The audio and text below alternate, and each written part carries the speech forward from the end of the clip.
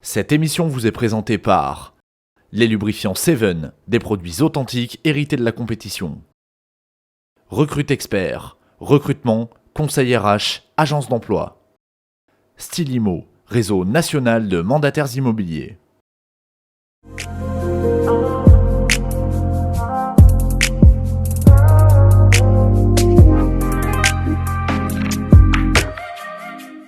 Salut à tous les amis, bienvenue ici sur cette toute nouvelle émission d'Inside Hill Climb, la seule émission 100% course de côte avec cette fois-ci un débrief. Enfin, le championnat de France de la montagne qui a démarré avec ses deux premières manches, c'était ce week-end au Mont d'Or et on est ici du coup pour parler de ce qui s'est passé le week-end dernier. J'ai avec moi deux garçons qui étaient avec nous au Mont d'Or. On va commencer par celui qui a terminé 3e du classement général et samedi et dimanche. Il s'agit de Fabien Bourgeon. Salut Fabien.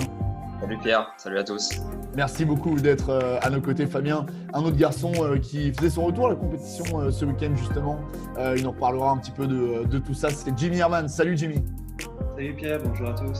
Bon, et puis une troisième personne qui était censée être à nos côtés ce soir, on le salue, c'est Philibert Michi, retenu malheureusement à l'heure où on se parle justement sur le démontage de la course de côte du Mont d'Or. On imagine le travail, donc on salue Philibert, on salue toute l'équipe de PHA et toute l'équipe de l'ASA Mont d'Or. Les gars, on va reparler justement de cette course de côte du Mont d'Or qui a ouvert le championnat de France de la montagne le week-end dernier. Alors, avant toute chose, je voulais adresser un petit message parce qu'on a perdu quelqu'un ce week-end au Mont d'Or. Il s'agit de mes cordes vocales. Donc voilà, j'en suis désolé. J'espère que les internautes m'en voudront pas trop. Mais le niveau vocal n'est pas aussi haut que ce qu'il a été ce week-end. J'espère que vous m'en voudrez pas. On va démarrer justement cette émission. Fabien, je vais commencer avec toi. On va revenir un petit peu sur ton week-end, sur les pentes du col de la Croix Saint-Robert. Et je voulais qu'on parle quand même un petit peu de ce qui s'est passé avant ce week-end-là, parce qu'encore une fois, on démarrait le championnat de France de la montagne. Toi, on te sait, Fabien, tu faisais ton retour à la compétition, pas pour les mêmes raisons que Jimmy, bien évidemment, mais tu avais fait l'impasse sur la saison 2019 pour te consacrer sur la fabrication de la Revolt 3P0. Globalement, tu étais dans quel état d'esprit avant d'attaquer ce week-end, toi, Fabien ? On était dans un esprit où on se disait, on se sentait prêt pour faire une course avec cette nouvelle auto, prêt dans le sens où l'auto était fiable, je pouvais rouler en sécurité dedans. Donc on avait fini l'auto, on allait finir l'auto vraiment au début du confinement là. Donc le confinement nous a permis de vraiment finir toutes les dernières bricoles, tous les détails et la finition qu'on voulait apporter à la voiture. Et on a pu rouler vraiment le lendemain du déconfinement. On a attaqué nos séances de développement qui se sont vraiment déroulées sur ce mois de mai, sur ce mois de juin et le mois de juillet. Donc on a fait beaucoup de séances en circuit pour que je m'habitue à l'auto, pour qu'on développe tout ça. Et on se sentait prêt en arrivant au Mont d'Or. Et au final, le Mont d'Or, c'est quand on arrive en côte, on n'est pas prêt, quoi. Il n'y a rien qui prépare la course de côte dans ce genre d'auto. Donc on commence en bas de l'échelle et il faut le temps d'armer pour faire quelque chose, quoi. Bien sûr. Voilà. Je suis arrivé prêt et à la fin de la pré-montée d'essai, je me suis dit, mon gars, il y a du boulot, quoi. Il y a du boulot. Bah oui, non, mais tu m'étonnes, c'est normal. Alors, justement, avant de vraiment se replonger dans le week-end que tu as vécu, Fabien, tu en parlais tout à l'heure, justement. Tu nous disais qu'il y avait eu pas mal de séances de roulage en circuit, faute de course de côte. À l'issue, justement, de ces séances que tu as fait au Bourbonnais, notamment là, en circuit, est-ce que tu penses que tu avais vraiment le bon setup? Quel était finalement ton ressenti par rapport à la perfo de l'auto suite à ces séances? On a quasiment roulé exclusivement au Bourbonnais, qui est une piste où on peut faire du bruit et tout ça, et les gens sont très cool là-bas. Et je pense que c'est le repère des montagnards en général pour les gros protos. Et on a peaufiné notre setup là-bas, tout en fiabilisant l'auto. Et je pensais avoir un bon setup. L'auto on avait de la motricité, j'avais du train avant quand j'arrivais dans les virages avec des gros freinages et tout ça. Et au final, on est arrivé au Mont d'Or et tout est différent puisque le circuit ne prépare pas une course comme le Mont d'Or où on a des enfilades où on garde de la vitesse, où il n'y a pas de gros frein, c'est tout joue avec le train avant, avec un rythme. Donc, euh, donc en fait, on pense avoir un bon setup et vraiment tout est à refaire, quoi. Et je crois que ça a été la même chose pour en avoir un petit peu discuté avec eux, avec Seb et avec Geoffrey.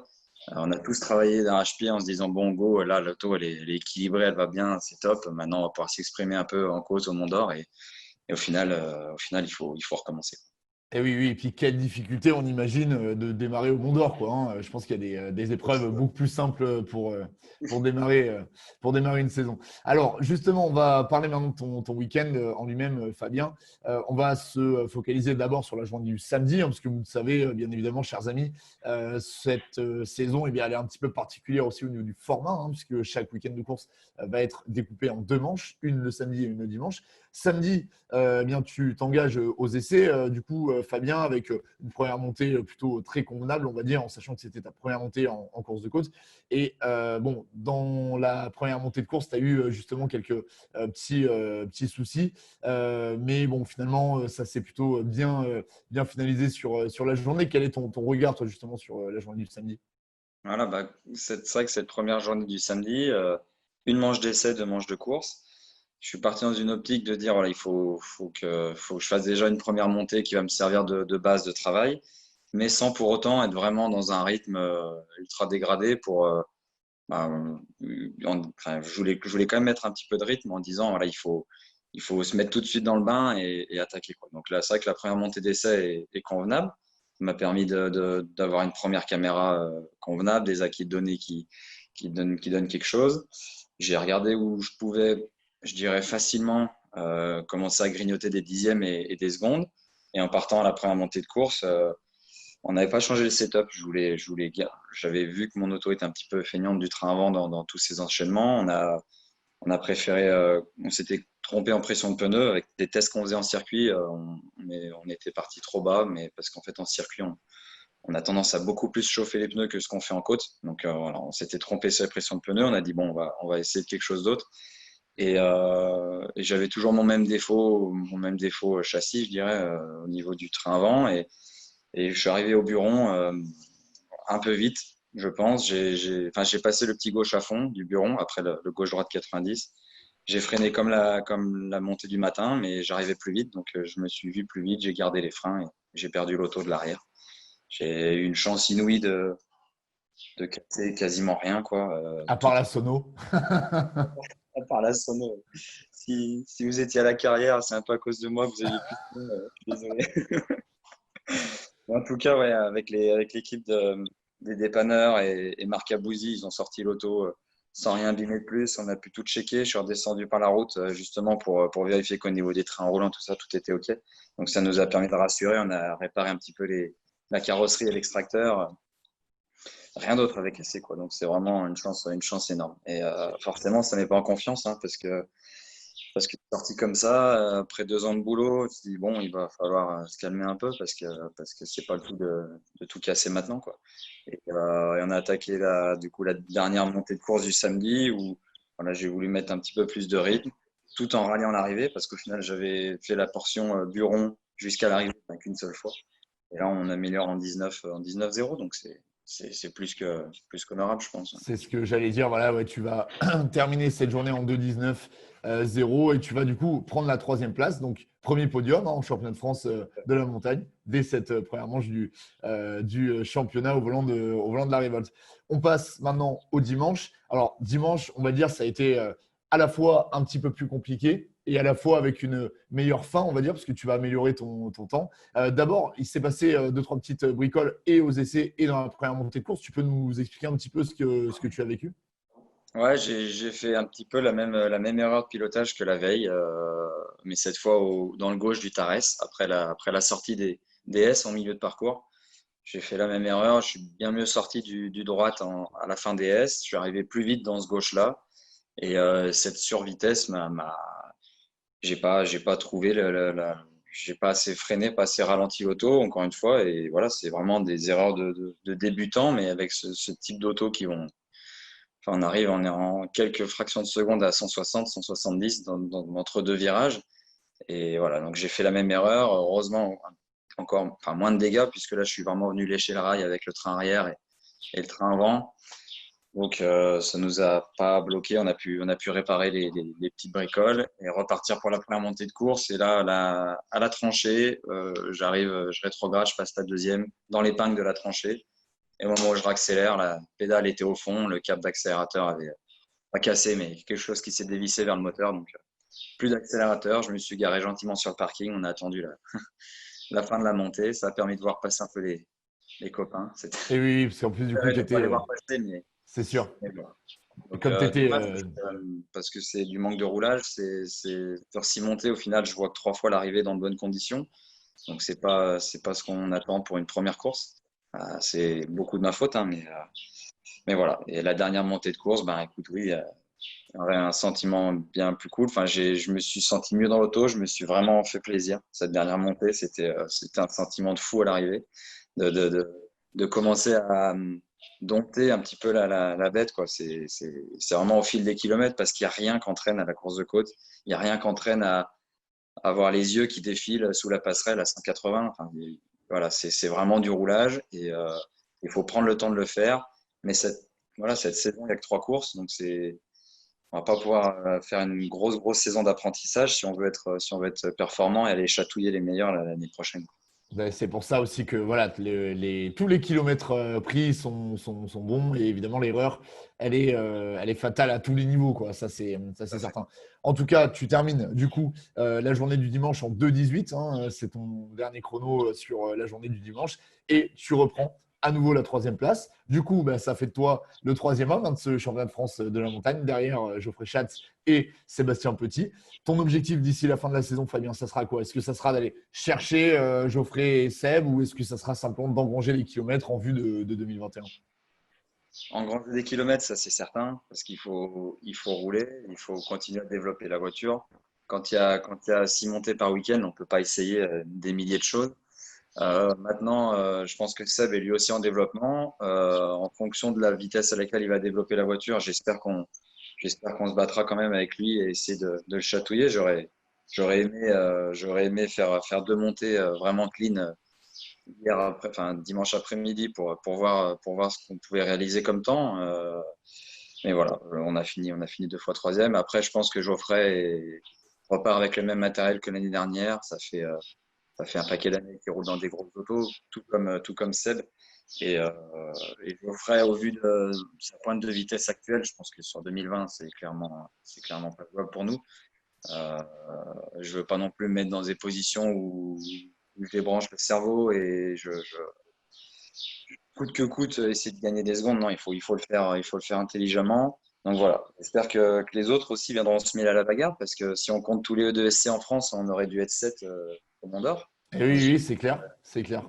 Ils pourront être présents, parce que je pense qu'une bagarre à 7, c'est 1000 fois plus intéressant qu'une bagarre à 3. Et voilà, je sais que c'est vraiment pas facile pour certains, qu'il y a eu énormément de boulot de fait, par exemple pour Cyril, Damien qui n'a pas pu démarrer la saison au Mont d'Or. Donc j'espère que, mine de rien, ils pourront trouver du budget et pour faire une course en fin de saison, Ça serait vraiment cool, en tout cas, voilà, de terminer en 2020 avec un petit peu plus de concurrents en E2SC. La dernière question que je voulais te poser, Fabien, malgré, je dirais, des choix techniques différents de ceux, par exemple, de la voiture de Sébastien Petit, tu penses quand même que tu seras en mesure d'aller matcher avec Sébastien, malgré le 4 roues motrices, malgré le fait que tu aies plutôt opté pour un moteur V8 par rapport au moteur turbo? Tu le vois comment, toi, par rapport à ça?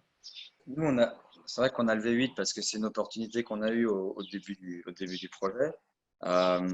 C'est une auto où le moteur est moins puissant, ça c'est une certitude. Maintenant, c'est plus facile aussi à emmener. Donc pour quelqu'un qui débute comme moi, je dirais c'est un avantage. S'il fallait débuter avec un turbo, ça serait plus compliqué, sachant qu'on n'a aucune base châssis et qu'il y a tout à faire. Donc le moteur, ça marche tout le temps bien, ça démarre tous les matins, c'est une fiabilité à toute épreuve. Donc ça, c'est un point sur lequel au moins on n'a pas à se focaliser. Le moteur marche, on bosse sur le châssis, le pilote, il faut qu'il bosse. Et voilà. Après, je pense qu'un V8 vraiment bien emmené peut encore faire de la preuve. Hein, Christian Merly, Bien le sûr. record du Mont d'Or, c'est toujours le V8. Bien sûr, bien sûr. Donc voilà, mais bien entendu, oui. Après, on ne sait pas pour 2021 ce qui va se passer au niveau, voilà, on entend parler de la FIA, des réglementations turbo et tout ça. Donc aujourd'hui, tout est un petit peu dans le flou. Je pense qu'il faut nous qu'on se focus sur les courses qui restent en 2020, travailler sans trop penser voilà, à vraiment battre les autres, mais progresser nous, améliorer, que je me sente de mieux en mieux dans l'auto et voilà, c'est vraiment l'objectif, quoi.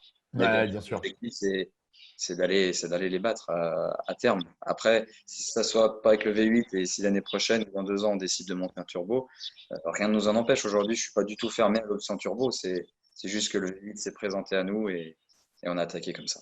Ouais, bien sûr, je comprends tout à fait. En tout cas, on aimerait avoir une bagarre avec un maximum de concurrents pour la première place. Et puis, ça serait vraiment génial si tu pouvais te mêler vraiment à cette bagarre pour la victoire. En tout cas, tu en es sur les rails. Fabien, je te remercie d'avoir répondu à mes questions. Reste à mes côtés parce que j'ai une petite surprise pour vous deux, les garçons.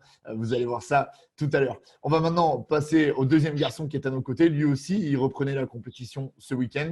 Pas du tout pour les mêmes raisons. Il s'agit de Jimmy Herman. Salut Jimmy, à nouveau, merci d'être à nos côtés. Alors toi Jimmy, effectivement, on t'avait quitté malheureusement en 2019 à Villafranche parce que tu avais été victime d'une grosse sortie de piste. Tu as décidé pendant l'hiver de racheter l'ancienne Clio Cup Daily Théophile, qu'on salue, et de repartir du coup avec cette Clio 3 Cup.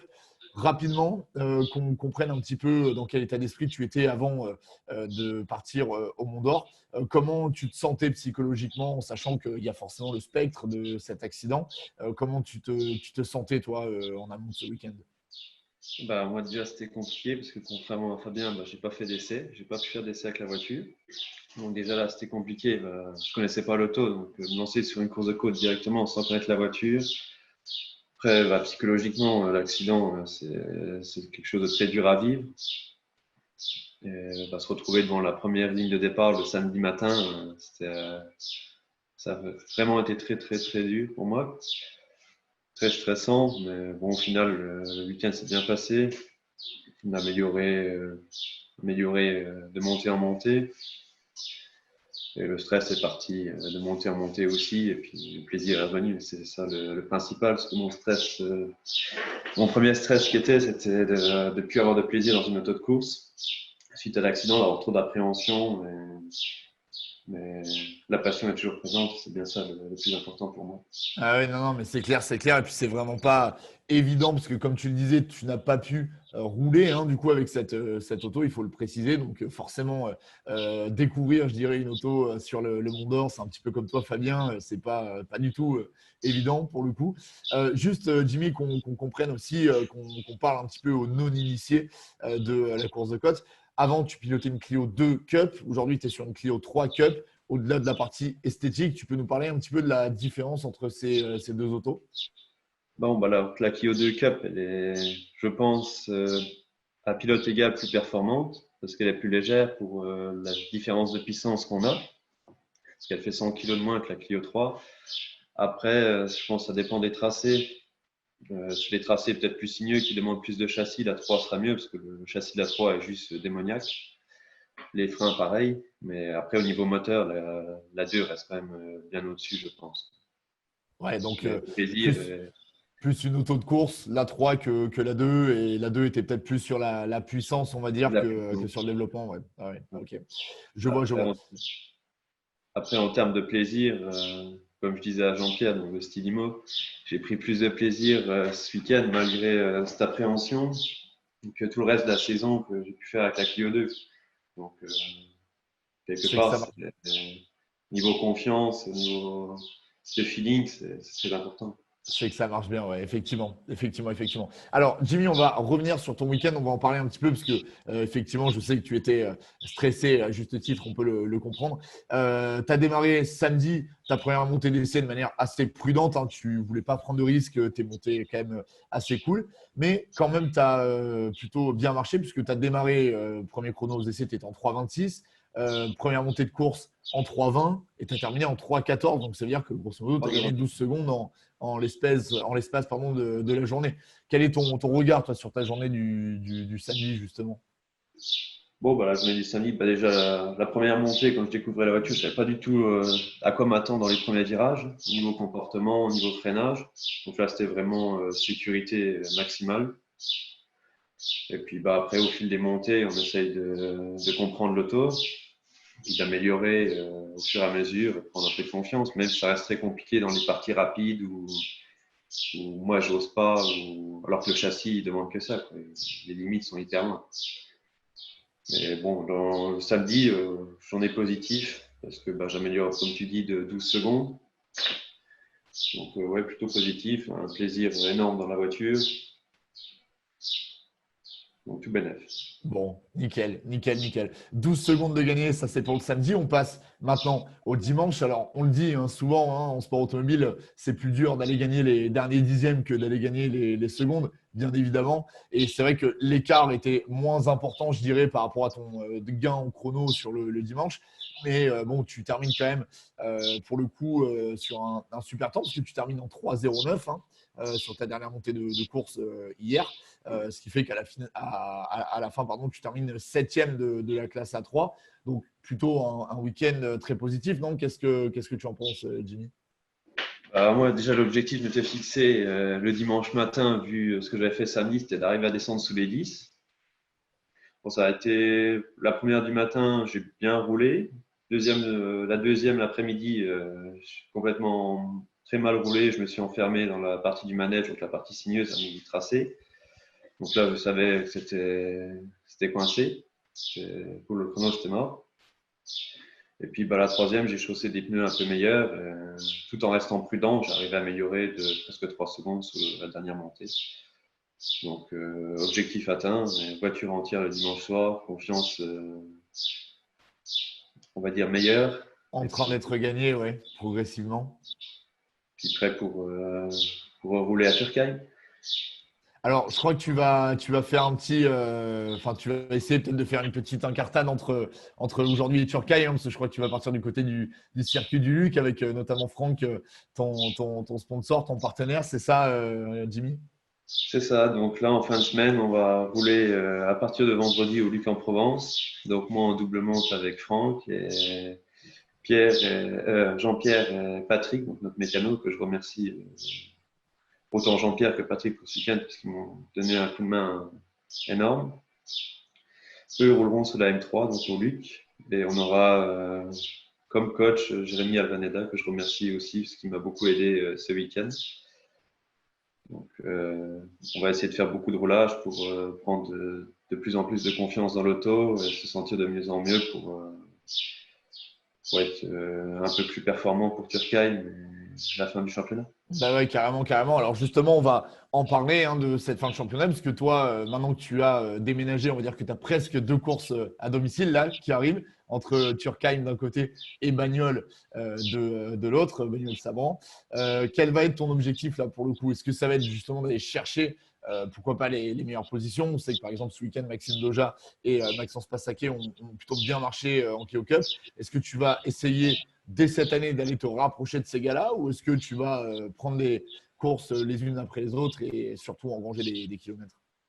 Non, bah après pour moi l'objectif c'est déjà comme tu dis de prendre les courses les unes après les autres, de me familiariser avec l'auto. Cette année pour moi ça va être il va falloir plusieurs courses pour vraiment me remettre dedans au vu de l'accident que j'ai eu. Après, voilà, le but, ça reste, je suis compétiteur, le but, ça reste de me rapprocher au maximum des temps, même si, voilà, ce week-end, Maxime et Maxence ont prouvé que ça allait très très vite, que ça a roulé sous les bases de record, ça a même amélioré le record pour Maxence. Donc, c'est un beau challenge, on va essayer de se rapprocher au fur et à mesure, mais sans prendre de risques, sans se refaire peur surtout, parce que après, c'est compliqué. Puis là, deux courses à domicile, du coup, à Turkheim, je suis à côté de chez mes parents. Puis Bagnoles, c'est à 10 km d'ici. Forcément. J'ai une bonne ambiance, c'est sympa. Ça aide, effectivement. Et je te confirme qu'il y aura une bonne ambiance à Bagnoles. On va se débrouiller pour ça. Bon, merci beaucoup, Jimmy, d'avoir accepté de répondre à mes questions. Merci à tous les deux, d'ailleurs, d'avoir justement bien voulu venir débriefer de votre week-end de course dans mon émission. Alors, très rapidement, avant de passer à la suite, on va quand même faire un petit peu le tour du classement hein, pour celles et ceux qui découvriraient justement ce qui s'est passé ce week-end. Pour le groupe 2SC, on le disait tout à l'heure, victoire de Geoffrey Schatz devant Sébastien Petit, 3e position pour toi, Fabien Bourgeon, du coup, et sur la journée du samedi et sur la journée du dimanche. En CN, le podium a été le même tout au long du week-end avec David Meillon qui s'impose devant Marc Pernaut qui signe le record en plus en CN2. On en reparlera tout à l'heure, les gars, vous allez voir. Et Maxime Kotler donc, qui termine 3e. En DE, le groupe des monoplaces, samedi, Billy Ritchen devance Fabrice Landy, 3e place pour Cindy Gudet. Dimanche, Billy Ritchen toujours devant, mais cette fois devant Kevin Petit et Didier Brun, 3e. En CM, le patron, c'est Yves Tolly. On en reparlera aussi, vous allez comprendre pourquoi. Le samedi, c'est justement Emilien Thomas qui prenait la 2e place sur le tracking que tu connais bien, mon cher Fabien.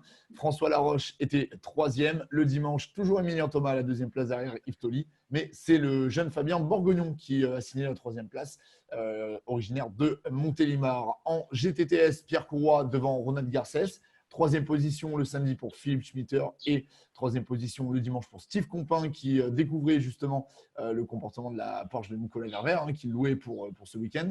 En GT Sport, Anthony Dubois a dominé les débats devant Sylvain Caroff. Samedi, c'est Patrick Bourguignon qui a pris la 3e place. Dimanche, c'est Philippe Marion en groupe A, Francis Dozière devant Antoine Uni et Jérôme Jani 3e. En groupe N, Sébastien Lemaire devant Pascal Cat et Christian Sepcha qui ferme la marche.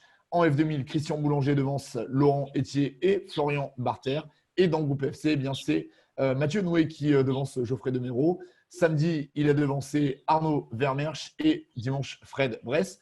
Un petit tour du côté du VH quand même, on ne va pas les oublier, les amis du VHC, avec la victoire de Didier Vaquer dans le groupe classique devant Maurice Bic et Charlie Cauchois qui termine 3e. Je précise juste que les VH n'étaient pas sur le même format que vous, messieurs, puisque les VH étaient en format 2019, donc pas dans le format Covid pour le coup. Ils ont eu une seule manche de course.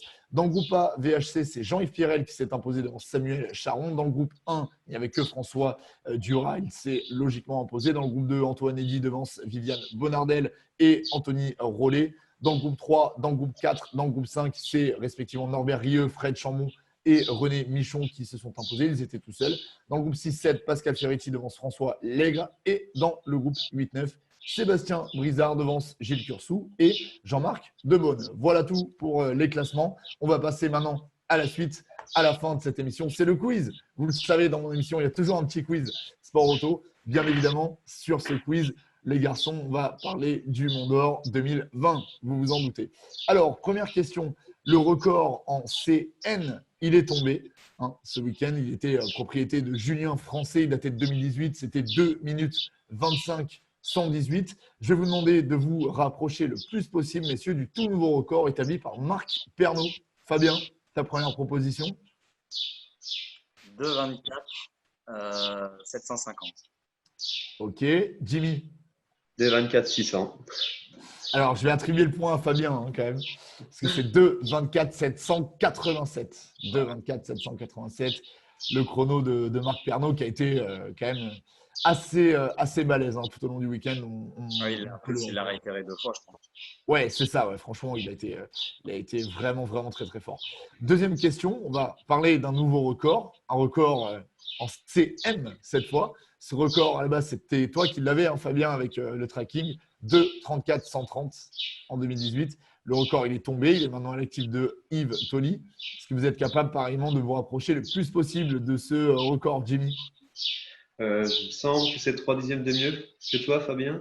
Donc, je dirais 33 800. Fabien, qu'est-ce que t'en dis? D'ailleurs, il a fait un passage d'anthologie à l'arrivée. Ouais. Juste passionnant. Complètement dingue. Toutes les personnes que j'ai croisées qui m'ont parlé d'Yves Tolly, on a vu les vidéos. Enfin, bon, dingue. Fabien, ta proposition? Du coup, j'ai aussi ces 3 dixièmes en tête. Donc, ça, je vais dire un 2,33 86. Alors, je vais t'attribuer le point. Non, mais je vais vous l'attribuer à tous les deux parce que vous y étiez. 2,33 883, effectivement. C'est entre les deux. Ouais, voilà, c'est entre les deux. 883, ouais, d'accord. Ouais, t'as dit 86, Jimmy 80. Bon, allez. On y était, quoi. Voilà, on y était. C'était ça. Et dernière question, messieurs, toujours un record. Je vais vous demander de me donner le nouveau record, en l'occurrence, des 311 mètres. 7 secondes 560. Ok, très bien. Qu'est-ce que tu en penses? Il me semble qu'il est passé en dessous des 7,5. Seb a dû faire un 7,46, je crois. Alors, c'est 7,425. Voilà. 7,425. Et pour la petite anecdote, chrono établi dans la première montée du samedi, donc aux essais, hein, pas en course. Pas en course. Donc, plutôt une belle performance. Bon, merci beaucoup, messieurs, d'avoir participé à ce tout nouveau format d'Inside Hill Climb, hein, parce que c'est la première en mode débrief normal. Il n'y avait pas de course. Comme d'hab, je vais vous laisser le petit mot de la fin si vous le souhaitez, si vous voulez rajouter quelque chose, si vous voulez remercier vos partenaires ou autres. Fabien, je te laisse commencer. Oui, bien entendu. Remercier les partenaires qui m'ont permis d'être là, de finir la voiture aujourd'hui. Je pense à la société Boré. Ouais, tu avais coupé ton son. Je voulais aussi remercier toute l'équipe qui travaille d'arrache-pied sur la voiture la semaine, au quotidien pour que tout soit prêt. Donc mon père et Enzo, mon mécano qui travaille tous les jours.